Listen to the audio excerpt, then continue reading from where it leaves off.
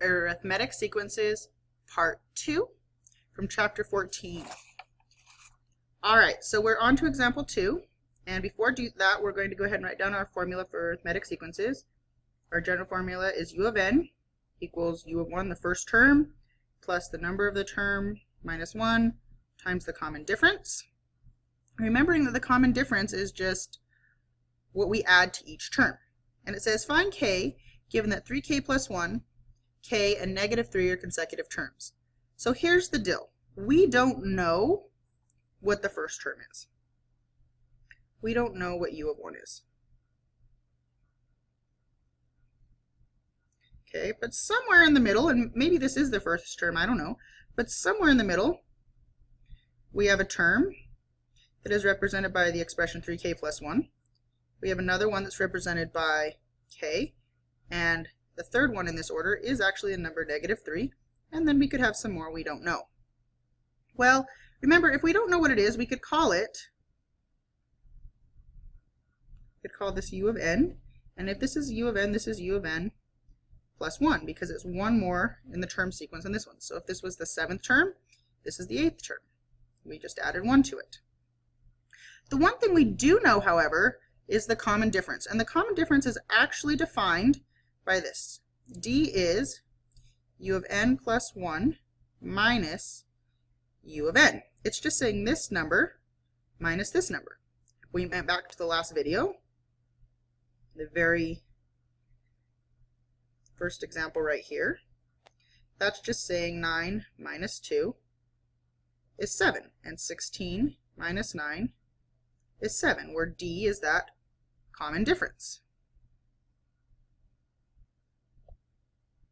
So we happen to know that this one, k minus 3k plus 1, is equal to some D, and we have to put parentheses because we want us to minus the whole thing.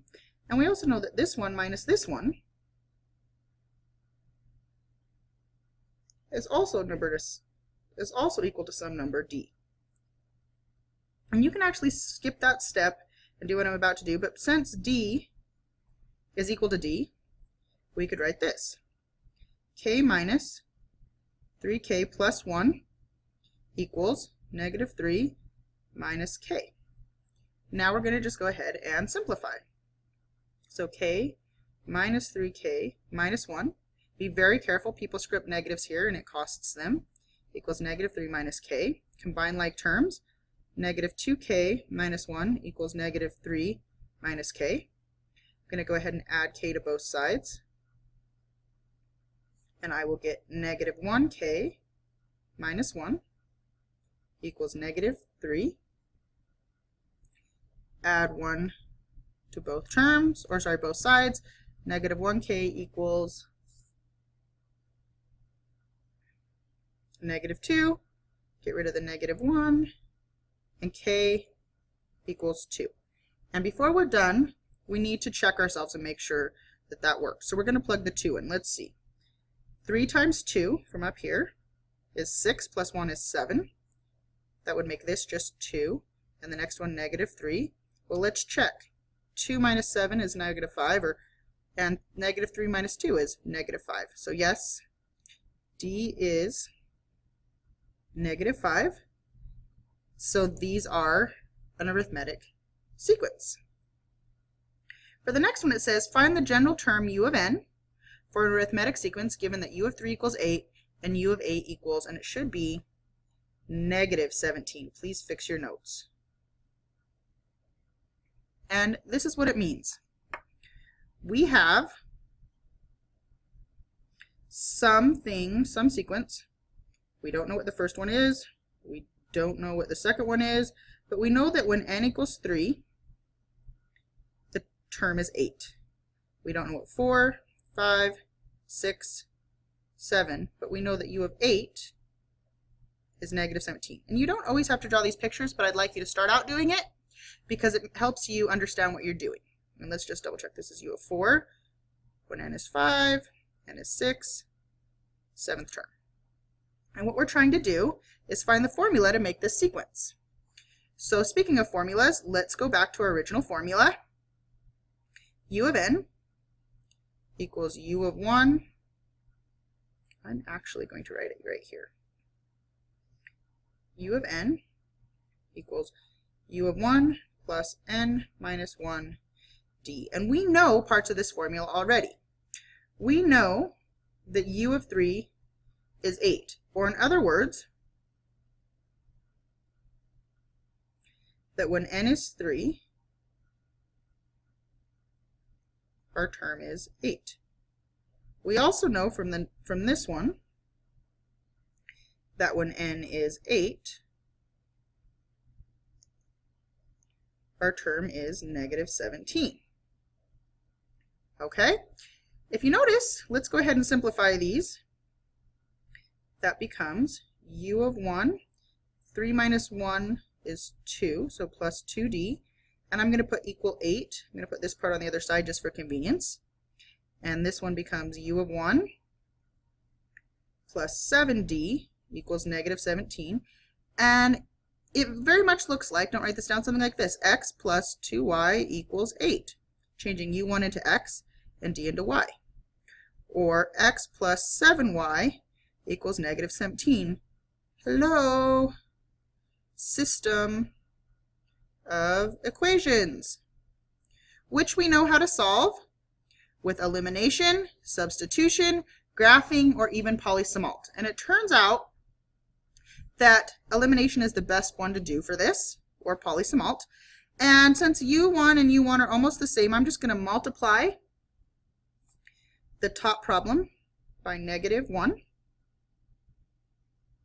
So I get negative u of 1 minus 2d equals negative 8.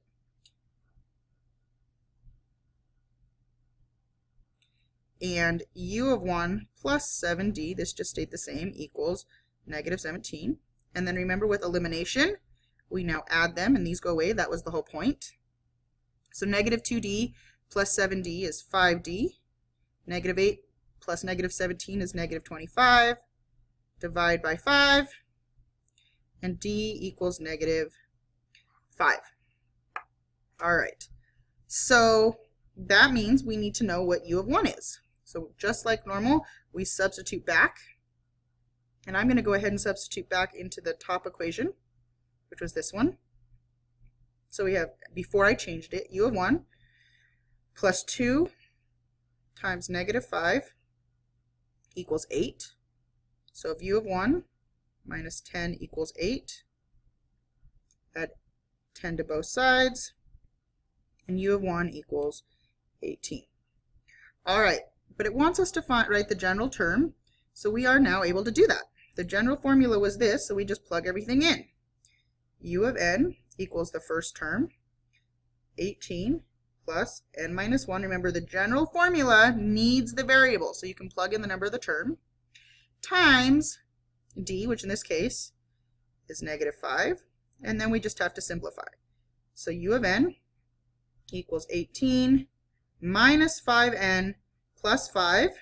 Combine like terms, 18 and 5, that is 23. So u of n equals 23 minus 5n, or you could have written negative 5n plus 23, although you usually see it this way. And finally, we could check it by plugging in our terms. So if we plugged in a 3 here, I guarantee we'd get out an 8. If we plugged in an 8, we'd get out a 17. And we could also add negative 5 to each term. So 8 minus 5 is 3. Add a negative 5 is negative 2. Add another negative 5 is negative 7. Add another negative 5 is negative 12. Another negative 5 is negative 17. Check, we made it work. And here was our answer. Last example. It says insert 4 numbers between 3 and 12 so that all 6 numbers are arithmetic sequences. Well, again, we don't know. This could be the first term or it could be some number in the middle. But we know we have some number 3, 4 numbers in between, and then the number 12. So if you were to think about this, what do we know? Just like up here, what did we do? We added a number to each term, and that was, in this case, negative 5. So we know that between this term and this term, we just add some number d. between this term and this term, we'd add another d. So what this actually becomes, and I'm going to change my picture, make the little spaces bigger. So if you can tell, I've made my spaces bigger. The reason I did that is now that means that this term must be 3 plus d. If we added another d, this would be 3 plus 2d. Add another d, this is 3 plus 3d.